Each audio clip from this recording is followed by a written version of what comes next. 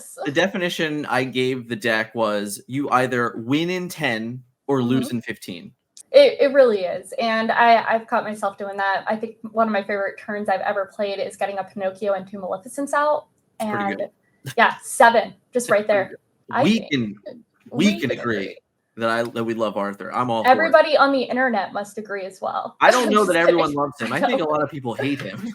I would hate to play against him in all honesty. It was my first tournament, so I had no expectations of even placing top 8. It was just all fun, and I have a lot of fun playing with that deck. So if you want to just have fun, I think that deck is so much fun. Welcome back to the Forbidden Mountain. Today we are going to be discussing the winning deck of GalaxyCon or Lorcana OPs for Columbus. Either way, I'm joined by Cait. How are you doing today? I'm good. How are you doing? Awesome. Cannot complain. We've had a fun chatting of a morning here. Time to break down the winning deck, of course. For anyone that doesn't know, this is Caitlin Calorell. I tried really hard. I hope I got it right. Yes, you got it. This time I did use my interview skills and asked before we started, but your name was also a little bit, they could have went either way, right? Yeah. I'm sure you've heard many different sayings over your lifetime. I have. I definitely have. So let's discuss this deck list. You were able to go and win GalaxyCon, which I believe was a 42-player event, or was it more? It was 46. 46. I'll take it. That's fine. You were there. I wasn't. I trust you. Unless you're just trying to pad your stats. Is that what it is? No, I don't think so. I think there were 46. I like it. It's fine. So talk to me about this aggressive strategy here that you decided, hey, this is what I'm playing. So give me a little down low on it. Yeah. So a little background. My first chapter deck was an Emerald Amethyst, and I loved it. I loved having the high lore with the Cuscos, and I was having fun with it. And I tried to make one when chapter 2 came out, and it just wasn't aggressive enough for me. And then I just said, you know what, we're just going to make a rush deck. I enjoyed Lemon Lime back in the day, and this time I was like, we're going to make this work with the Amethyst, because you've got the new bouncing, which I think everyone clearly wants to try. Merlin Goat is a fun card. So we threw in a couple new cards. I think that Pinocchio was obviously very attractive. And for this event, it just happened to work, and I'll take it. It's a fun deck to play. Listen, there's no asterisks in tournament events. You win. Doesn't matter how you got there. You won.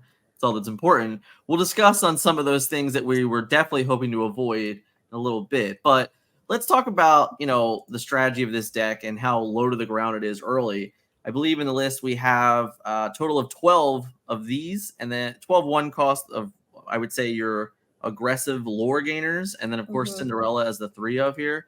So how important are these, 1 cost 2 lore characters to this deck's success? Incredibly important. I think this is why the deck works. It really puts out that early threat. Typically, I will put a Lilo or Maleficent out first, but Pascal is always a trusted companion, especially throwing in that evasive component there. And then Cinderella, if you have some songs in your opening hand and you have a Cinderella, it's really what you want to mulligan for. I find myself reaching more towards Cinderella or Pascal if I am going second. That way I feel a little bit more protected. I can sing songs to look for other cards. That way I can at least get,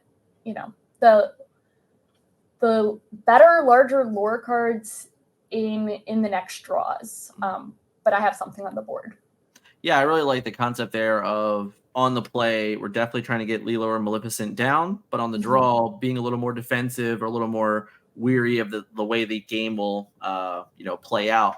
I will say, while we're here, how do you feel about this deck being on the draw? Like, is it, it's a very different play, right? It is. Going first is amazing. And being able to just get that immediate threat out. And honestly, whoever you're playing against, they immediately go, oh no. So it is kind of fun. And I hope that's what you meant by the draw, right? Yeah. Okay, going first. I think I mentioned earlier, I'm still learning new terminology every single day. Yeah. So on the play Yeah. is you going first. On the draw means you're drawing first, which means you are second. So yeah, terminology. Oh, well, so on the draw. Yeah. So if I'm going second. Yes. Okay. We'll just cut all of that out like I knew that, right? It's Or finally. keep it. It's totally not here. It's fine. Yeah, totally. Okay, so on the draw, if I'm going second, on the draw, I mostly am playing the Cinderella. Okay. Mostly. Or Pascal. I will try to keep befuddles in my hand as well. That way that first item that they may play could be totally just erased. Didn't happen for them. And that's always fun. It's always fun to befuddle their first play because they go, oh, it's going to be like this. So fair. But so just out of curiosity, with this type of deck, did you actually play any mirror matches on the day? I didn't. No Okay. mirror matches. Okay. It was a lot of Ruby Amethyst, as we all know and see and love. Lies. You're just lying to everyone. Right. I like it. Fair. So talk to me about Pinocchio. LeFou, I think, is really just there, in my opinion. Yeah, but Pinocchio is definitely the star attraction for this aggressive style in Rise of the Floodborn. So I assume, much like his friends Lilo and Maleficent, this guy was an all-star all day for you. He was. I love him. Pinocchio being a 3 lore, like you can quest for 3 is insane to me. Downside he's not inkable, but I have the LeFou, and LeFou's been great as just, still having that threat on the board. But yeah, Pinocchio is great. I usually try to bounce him back if I can. So I love playing like a Pinocchio and then using Madame Mim, either the snake or fox, to like bring him back into my hand. That way I can protect him a little bit more because he's just a little baby. So he doesn't defend well. But yeah, if I can get him to quest a couple times in a game, I feel very successful. Yeah. No, definitely. So with the addition of the befuddles, right? So you have 4 Mim, 4 Fox, 4 Snake, and 4 befuddles, and that's all. As much as befuddle can be used defensively, I assume that you're definitely low to the ground and using that card aggressively to protect your 1 lore or your 2 lore and your 3 lore characters. Yeah. I actually don't think I've really befuddled my own card, surprisingly. New level to the deck. Yeah, I might throw that technique in next time I play with the deck. There you go. Didn't think about that. Normally, I will ink a befuddle if I don't find it useful after like round, like the third go around. Because sometimes they like to throw in items, and I think befuddle is great if I can get rid of an item on the board. So like, I assume you didn't see too many flutes. No. Okay. No, I saw 0 flutes. Yeah. I know, guys. I had a pretty good match of rock, paper, scissors in the tournament. Okay. So in the rock, paper, scissors world, what do you consider this deck? Oh goodness. I mean, this is gonna be your aggro, so I don't know. Maybe scissors. I'm just curious because I find myself always saying it differently than everyone else. I actually express this deck as the paper deck because I think that Ruby Amethyst is the rock. Or Ruby for a while, Amethyst Popsicles was also the rock, and this deck absolutely covers those decks for all intents and purposes. So that's where I was. I think that's a good one. Yeah. So you'll see aggro, then you'll see steel, steel amber, and then amethyst ruby. Those are like the 3 you'll see right now. And in the game of rock paper scissors, my deck always came out on top, luckily. But again, through the event. Yeah, through the event. Yeah. I get crushed on Pixelborn all the time. So it's fine. So the bounce package is another thing that kind of came in, and you said in set 1 you were playing Amethyst Emerald, which obviously didn't have any of these cards in it. And you found that the bounce package works way better with Amber. So talk to me about this package and everything that it's doing for this deck list. So I think Merlin Goat, self-explanatory. It's the first time you're able to gain lore without really alerting your opponent that you've got it in your hand.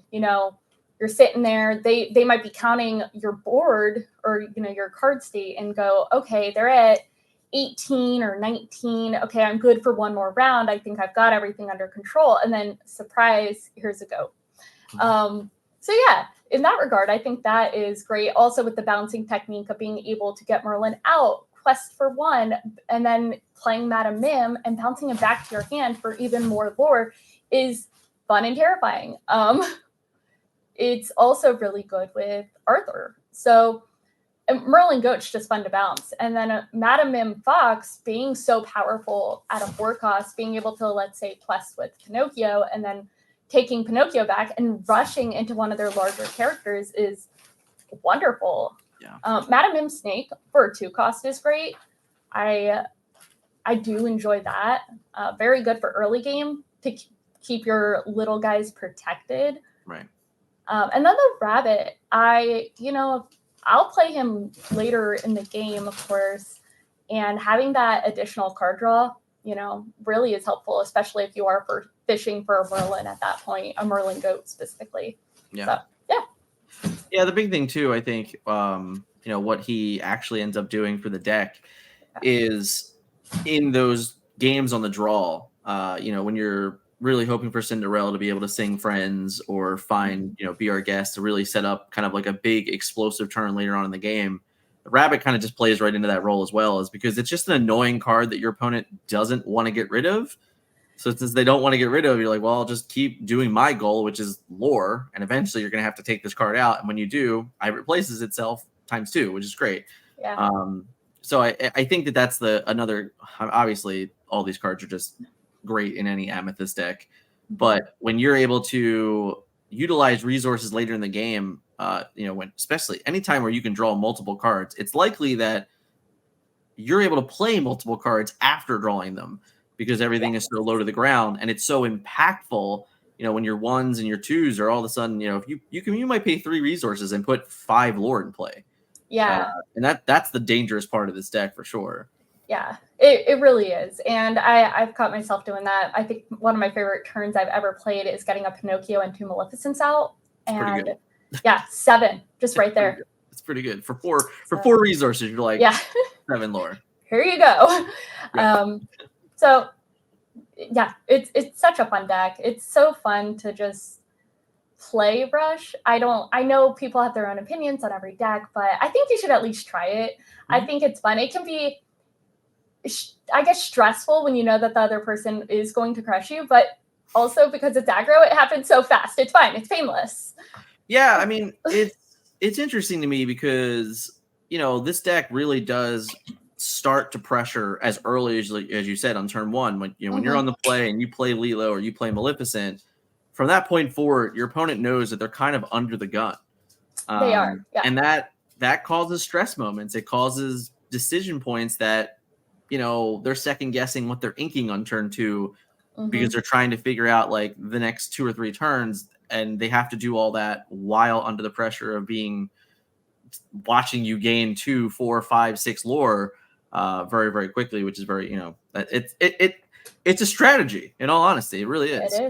It is. I've played Cinderella like second round. Like I've done a Lilo, and then I didn't have anything great in my hand.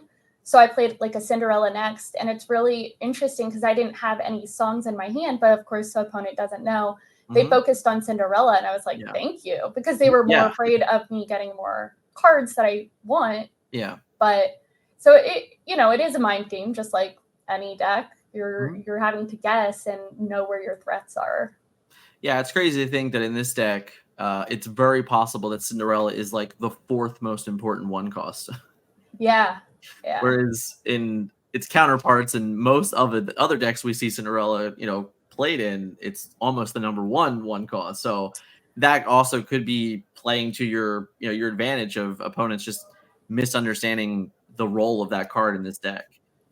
Yeah, I think you can get really strategic too when inking. So, if you don't have any big 1-drops on your first move, but you have a Cinderella, let's say Cinderella is your 1-drop, you could ink a Doc or a Simba and get Cinderella out that way they don't know your other color. Yeah. And really kind of make them guess what you're playing, and make them focus on the wrong thing. And then you can get those amethysts out and they go, oh crap. So well, what I actually like about this is actually the alternate side where you have more amethyst, so it's easier to hide amber.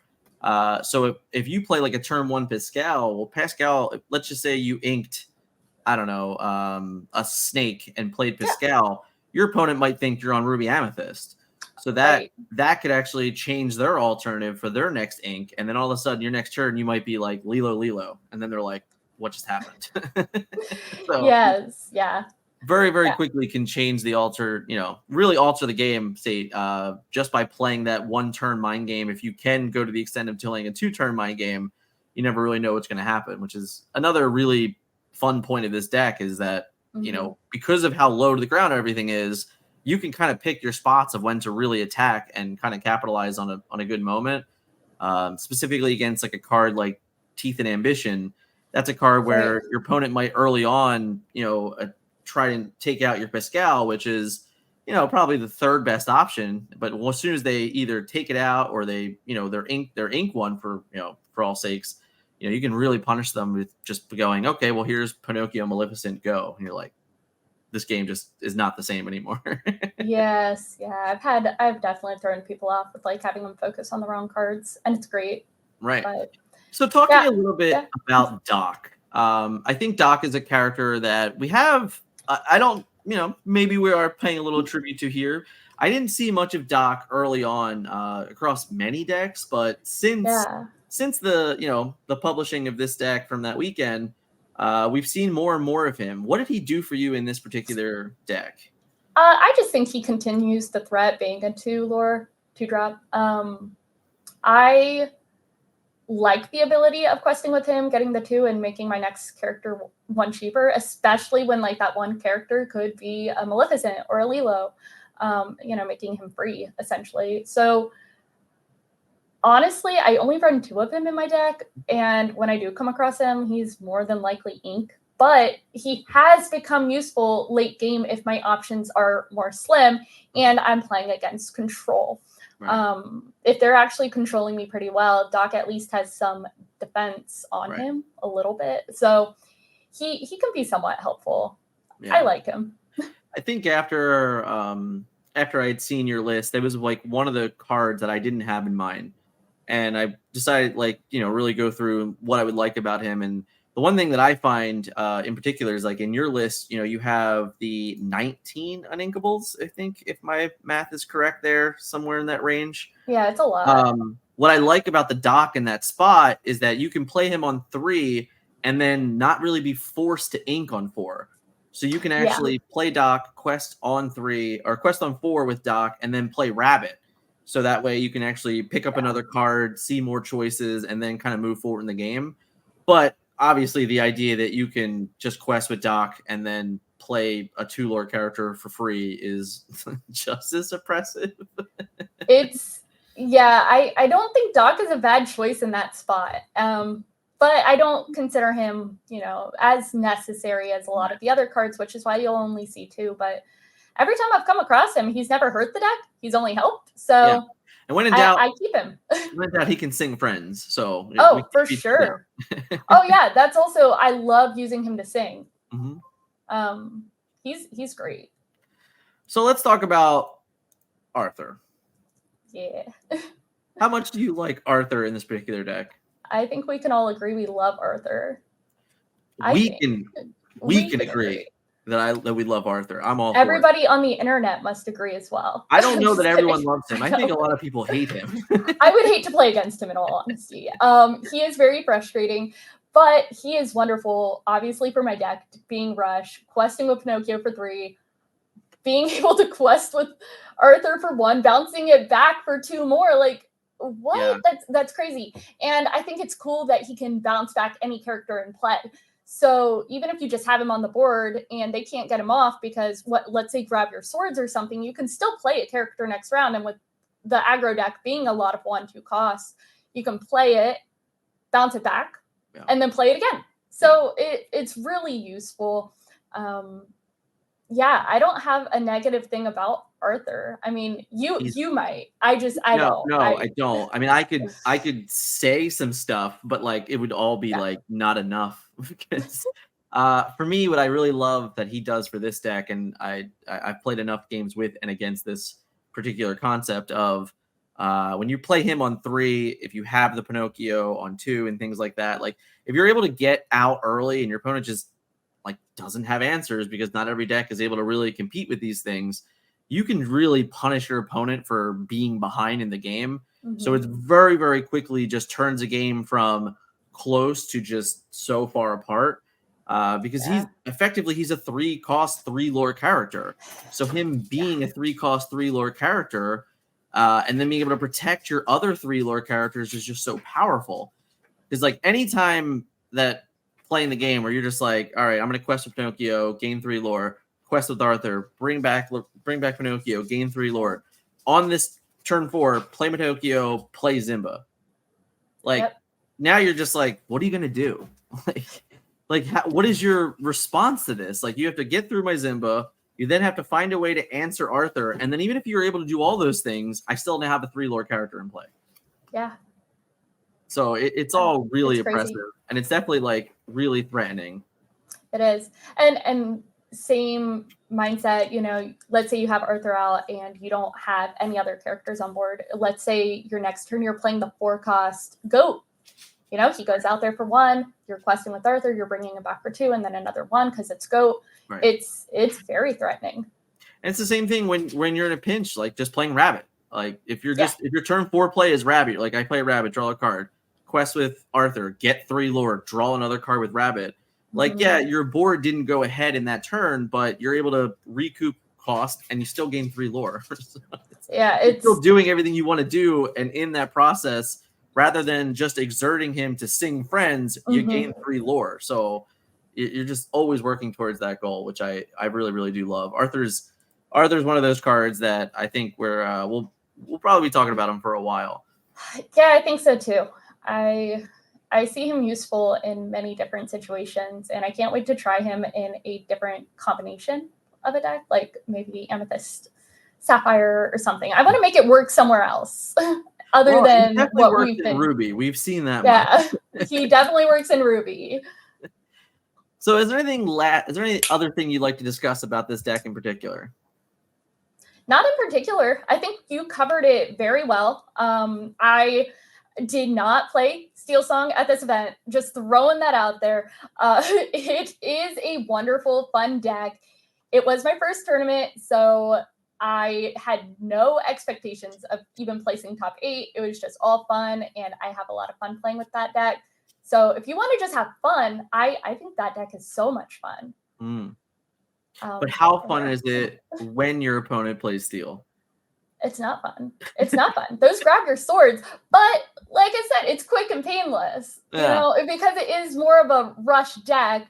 You go, oh. It's this. The definition I gave the deck was you either win in 10 or lose in 15. Absolutely. It's like if that's the way you want to play your day, this is the deck for you. It's fun. If you're just looking to have fun, it's fun. And being new to a TCG, there's no items. There's no actions really other than the limited song play. Yeah, there's limited songs. It's the 2 songs. It's very straightforward. I think it's a great deck for people to start on, especially coming from the concept of, hey, this is your goal is to get 20 lore. I think playing this deck with a new person is going to be good. I don't know. I think the bounce mechanic took me a little while to learn. I did screw up a couple of times. You need to quest before bouncing your character back. I screwed that up once. Yeah, you can definitely give up some points on that one for sure. So it's a bit of a worrisome, but we live and learn. I actually had at the starter deck event, I had an opponent that had an Amethyst Steel, and he like definitely just like forgot to quest with his character and then played Snake, and I was like, missed out. Yeah, it sucks, and it you know, being first tournament, like you have to be focused and you Right. need to just make sure you're doing Yeah, that. unfortunately, So. there's no takesies backsies in competitive tournaments for a couple $1,000s. No, guess who forgot to draw on a round 2 or on the draw? I forgot to draw on the draw. There you go. There you go. Well, it happens. So let's play a little game. Okay. All right. So I'm going to ask you a series of questions. I'm going to say the question, and then you can either just answer it or repeat the question and then say it forward. So, Okay. First question: the best card in Amber Amethyst deck is Goat. Merlin Goat. All right. So why is the Goat the best card? He's won me games. He is able to be in your hand. Your opponent has no clue, and I know everyone's trying to figure out what play they're going to do next. They're counting your board. They're like, okay, they're only going to get to 18 or 19. And then, hey, here's a surprise Goat. And you throw them completely off guard. Goat has won me games. And I know Goat is frustrating to play against as well. But I think he is the best card right now, in my opinion. The worst card to see played against this deck is? Grab Your Swords. Grab Your Swords is the worst one to see against this deck. Can you imagine having Pinocchio, Lilo, Grab Your Swords? Goodbye. Even your Pascal's not protected with Grab Your Swords. So he can't fly over that. No. So yeah, Grab Your Swords. That one sucks. And I would say, I guess, a close second is Be Prepared, but I think that sucks for everyone. That's a universal one. Just gonna throw it in. Yeah, just throw that one in there. My favorite matchup to play against with Amber Amethyst is? I really love playing Amethyst Ruby. I really do. I think in the tournament, it made me have an appreciation for that deck, and then the appreciation for being able to outrace that deck. It was a lot of fun, especially because that's what you just see a lot of right now, and being able to be that one person who can kind of sneak around and take it out. It's pretty cool. After winning GalaxyCon with Amber Amethyst, the first card I would cut from this deck is? First card I would cut from this deck. Oh, great question. I would cut out maybe the Doc. I know I talked about how useful Doc is and how I don't see any negative side to having him, but I also don't see any huge need to keep him. I have debated switching him out for like a 4-cost Hades, maybe, but I haven't played around with the deck since the tournament, so I don't know. I do want to switch it up. The best advice I could give to any new player is? Oh, just have fun. Find a good local game store as well. That way you have people to play with and encourage you. I have enjoyed everyone I've met. Practice on Pixelborn as well if you want, but also don't take Pixelborn that seriously. Keep in mind that people on Pixelborn are playing decks that they might not have in real life, so you can be very creative on that site and have unlimited access to cards. And in person, you're going to get more of a conversation between you and the other player. And I think you'll have a better appreciation. So get involved as well. Get involved with your local community. All great points. I love it. Yeah. Well said. Well, so you've said a couple times now that you are, new to the trading card game area. So what brought you to Disney Lorcana? So I used to work at Disney. I love Disney, and I've always collected Pokemon as well, and never played the game, but I like card games. I've watched people play them, and Lorcana being Disney related, great, instantly sold, and then being able to enter a game in the start and learning those mechanics with everyone else really put my mind at ease. I wasn't overwhelmed. I'm the type of person who, jumping into Magic, it's been around for so long. Where the heck do you even begin? So jumping into a new game is really fun. Awesome. Can you talk about the experience at PPG? How was GalaxyCon? Did you get to explore the con at all? Very, very shortly. So PPG was amazing. It was originally supposed to be 2 days. It got taken to 1 during the tournament. Sorry, tournament side. The con was still full. Yeah. Event. So GalaxyCon was large. It was my first Galaxy Con ever. It was really cool to see all the different vendors. There was a giant Appa there, or Appa. Yeah. It was a lot of fun to meet everyone in the community. And the Lorcana community, especially, is just full of very friendly people. I think we're all just excited to see each other supporting this game, especially in a time, it is a little harder to find. So being able to see so many people, I think that was the best part of Galaxy Con, is just being able to be around the community. Nice. Any particular shout outs to friends that helped you succeed on the weekend? Yeah, so a huge shout out to my local game store, No Limit Gaming. That is where I do my league nights. Super fun. And then just shout out to everyone I met there. It was so much fun. Actually, one of the moments that really stuck with me is there was one kid in the tournament, and she was fairly young, but she played all 6 rounds. Nice. Great, friendly. And afterwards, after I won, I got to take a photo with her, and she was super excited for me. So it was really cool to see the next generation of Lorcana players and be able to encourage not only just kids, but young females as well. I don't think there were a lot of females there, and I know we could always use more Lorcana players. Fair. So I think it's a game for everyone. It really is. Yeah, so PAX Unplugged was 64 players with the exact same weekend as you guys. Mm-hmm. I think I want to say we had 5 or 6 women. Yeah. I played a woman. I believe her name is deceiving because I talked to her on Discord and it's Lindsay something, but then her name was something different. Now I can't remember it because I remember the Discord name. And we played in like round 4 or 5, I believe. And she was riding high. It was definitely a make or break game for both of us. If we had any shot at top 8, it was leaning on that game. So it is really nice for me. I'm a longtime gamer here. Women in games are hard to find. Now I do know that like in the recent last 5 to 8 years, I'd say there's definitely been an uptick, but for Lorcana as a whole, way different. Every event I go to, there's at least 1 to 2 or even 3 women, which is honestly wonderful to see because I know that it's an intimidating environment.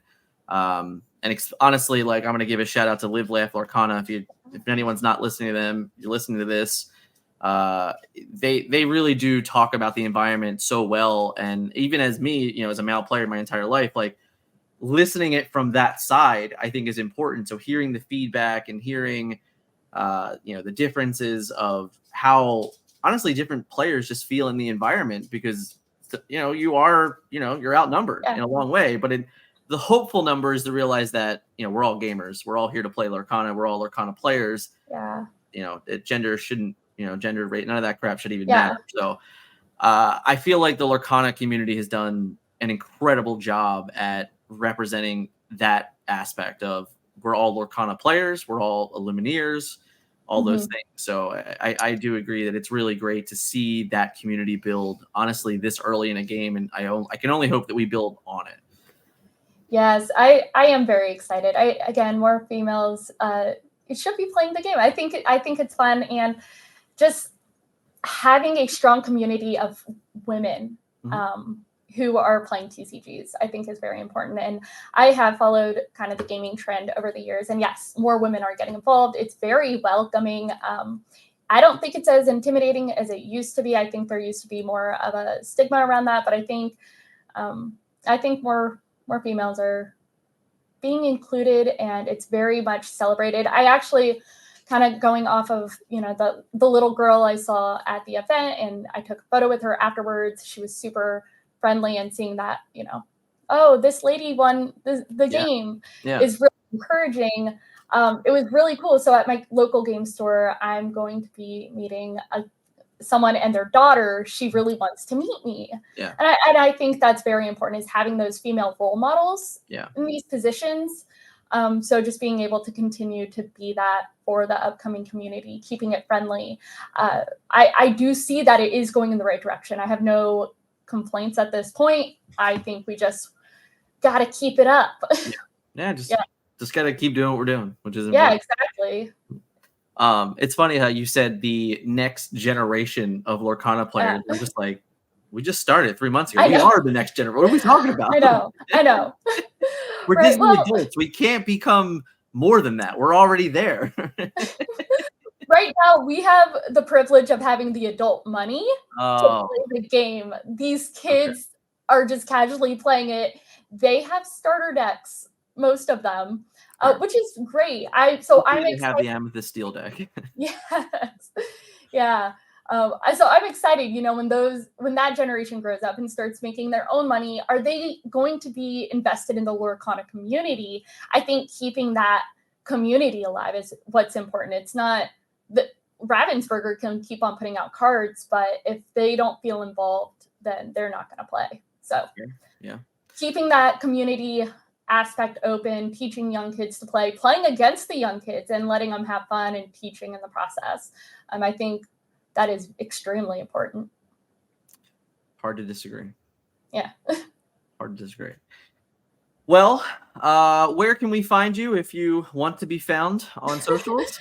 If I want to be found, you know, let's send you guys over to my Instagram. Oh, there It you go. is, That's fine. yeah, it's Cait Calorel, CaitCalorel. I know, I'm like questioning my name. It's fine. You can find me on Instagram. We'll have a link in the show notes. Yeah. And also, I have an Etsy. I'm gonna just plug that in. I didn't really talk about that as much. All right. My Etsy is Calorel Collective. We actually sell the lore counters that you guys might have seen on the videos of my gameplay. We'll add the pictures. little rotating one. I should have brought one and I didn't. It's fine. We'll add pictures. We can add We'll pictures. We'll add photos here. What editing's This for? is the lore counter that I sell. It comes in black and white, and they're on our Etsy. And yeah, they're pretty cool. That's how we do it. All that will be in the show notes for anyone that's interested. Of course, as always, congratulations. Thank you. I do believe it was before you were about to play in the finals. George messaged me and he said, have we had a woman win a major event yet in Lorcana? And I was like, I don't know, but I don't think so. He goes, so we might have the first woman win a Lorcana major event. I was like, awesome. So it was one of those where I'm like, I can't confirm this. You know, I don't think so, but but it is cool to see that very early on in the game. You know, for PPG, this is the first event for Rise of the Floodborn for them. So, you know, you got to tackle the metagame early, pick up the first win, probably the first woman to win a major Lorcana event, which is that's hard to, it can't ever be done again. Right. So that's an awesome accolade for you. And, you know, huge shout out, huge congratulations. And for someone playing in their first major event, I have some bad news. It's all downhill. I know. Someone's like, hey, do you want to sign up for this tournament coming up? I'm like, I'm just gonna ride this high for a little. I don't crushed immediately. That's so funny. Yeah, I played at my local base the other day. And they're like, oh, we beat the champion. It's like, oh, yeah. We can talk about that offline. Oh, yeah, we can. But all in all, thank you so much for coming on, joining, talking about Amber Amethyst, kind of a, you know, a rogue in the format, you know, really definitely creating some differences, which is nice. Yeah, it's a good time. And of course, as we know, let's be honest, how excited were you not to play against a steel deck in that tournament? Extremely. Like even in top 8 there was one and I was like, please don't pair me with them, and I didn't get paired, and then Ruby Amethyst took him out and I was like, I'm in the clear. There you go. So sometimes it's okay to play a deck even though it loses to an ink. Yes, yeah, it is okay. Again, it's all about fun. Just have fun. I didn't expect to win. I just showed up and had fun. So there you go. Thank you so much for joining me today, Cait. It's been a pleasure. It's been a lot of fun. Of course, anyone watching, hit up in the comments. Maybe you have questions for Cait. We'll let her know. And we'll catch you guys in the next one. See you.